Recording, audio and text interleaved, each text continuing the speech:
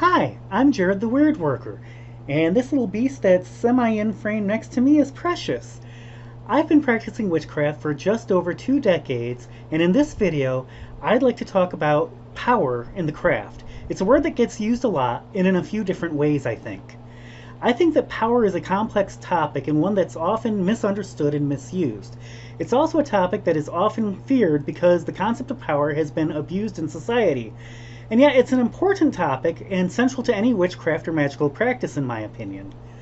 When I started practicing witchcraft back in the late 90s and early 2000s, people also talked about the idea of power to rather than power over. In this way, we tried to emphasize that the purpose of power in witchcraft is for self-empowerment rather than a way to control others. This was important because a lot of us were coming from authoritarian institutions who would try to use their power to control us and others, often in harmful and abusive ways.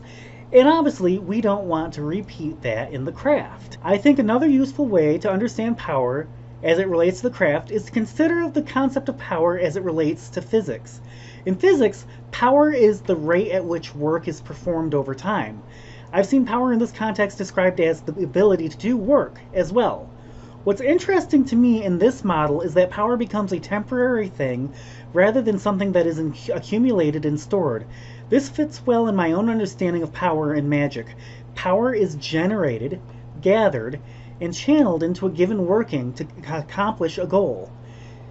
If there is no goal, and therefore no working, there is no power to be generated or channeled. It completely upsets those who would be super witches with some great store of power. This also fits into what I remember reading when I first started. Power was most often talked about in terms of generating and building up power during a magical working. Methods of raising power were discussed, such as through dancing, chanting, visualization, and other activities. Again, it was a momentary thing.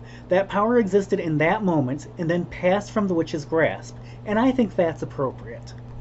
Ultimately, I think this view of power helps prevent us from getting into a mindset of having power over others. Instead, power becomes a tool for personal and communal improvement and freedom.